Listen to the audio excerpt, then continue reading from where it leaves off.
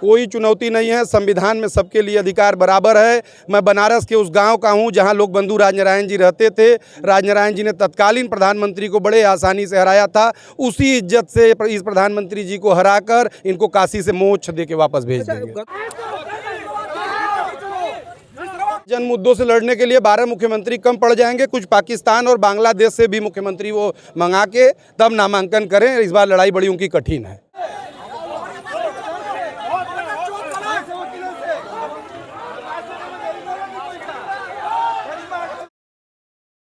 साथियों नमस्कार, मैं हूं रजनीश और आप जन आदर्श भारत देख रहे हैं। इस वक्त हम उत्तर प्रदेश के वाराणसी में हैं। वाराणसी देश के प्रधानमंत्री नरेंद्र मोदी जी का संसदीय क्षेत्र है और बनारस में देखिए हम बिल्कुल जो है कचहरी के पास हैं। नामांकन का जो दौर है वो शुरू हो गया है और अपना दल कमेरावादी के नेता हैं। पीडीए से निकल करके पीडीएम गठबंधन जो बना है उसके प्रत्याशी हमारे साथ गगन प्रकाश यादव जी हैं।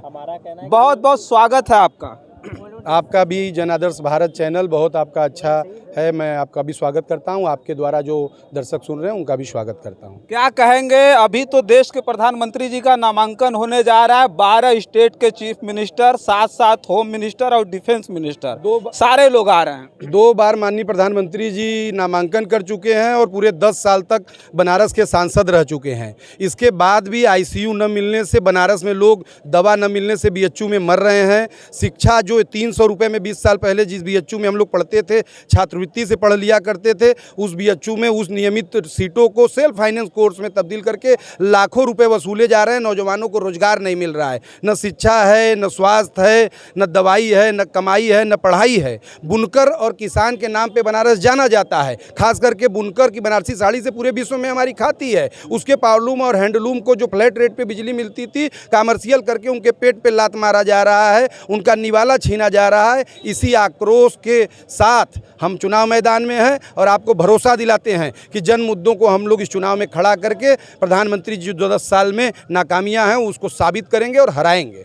हम एक चीज़ ये जानना चाहेंगे कि देश के प्रधानमंत्री जी का संसदीय क्षेत्र है और यहाँ चुनाव लड़ना, किस तरह की चुनौती आपको लगती है यहाँ पे? कोई चुनौती नहीं है। संविधान में सबके लिए अधिकार बराबर है। मैं बनारस के उस गांव का हूं जहां लोक बंधु राजनारायण जी रहते थे। राजनारायण जी ने तत्कालीन प्रधानमंत्री को बड़े आसानी से हराया था। उसी इज्जत से इस प्रधानमंत्री जी को हराकर इनको काशी से मोक्ष दे के वापस भेज देंगे। गगन प्रकाश जी, हम ये कहेंगे कि प्रधानमंत्री जी 12 चीफ मिनिस्टर को यहाँ उतारा, नामांकन में उनके आ रहा है, क्या दर्शा रहे हैं? इसके पीछे क्या उनको, मतलब इतनी ख्याति है, इतना लोकप्रिय प्रधानमंत्री हैं, 12 मिनिस्टर को बुला करके नामांकन करना, चीफ मिनिस्टर को बुलाकर नामांकन करना, क्या दिखाना चाहते? देखिए, जन मुद्दों से लड़ने के लिए 12 मुख्यमंत्री कम पड़ जाएंगे। कुछ पाकिस्तान और बांग्लादेश से भी मुख्यमंत्री वो मंगा के तब नामांकन करें। इस बार लड़ाई बड़ी उनकी कठिन है।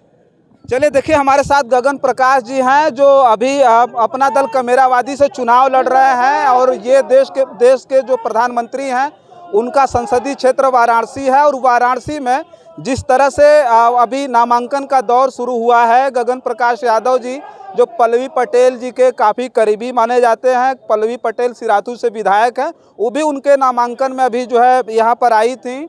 नामांकन में वो अभी आई थी। अभी इस वक्त तो हमें लग रहा है कि वो चली गई हैं। अगर होती तो हम बातचीत करते, लेकिन एक बात हम साफ सीधी जो तस्वीर है वो हम दिखा रहे हैं।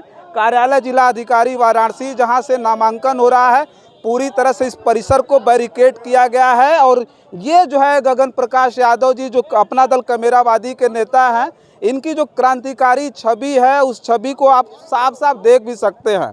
उनकी बोलचाल भाषा में ये समझ में आ रहा है कि जो लड़ाई है वो मतलब उनको देने के लिए, हालांकि कैसी लड़ाई होगी उस पर हम चर्चा नहीं कर रहा, लेकिन फिर भी मैं पहले भी बोला और अभी भी मैं कह रहा हूं कि देश के प्रधानमंत्री के सामने चुनाव लड़ना एक बहुत बड़ा जो है एक बहुत बड़ी बात है जिसको हम दिखाने के लिए यहाँ उपस्थित हुए थे। और भी बहुत सारी खबरें लेकर के आपके बीच में हाजिर होंगे। तब तक के लिए आप बने रहे जन आदर्श भारत के साथ। बहुत बहुत धन्यवाद।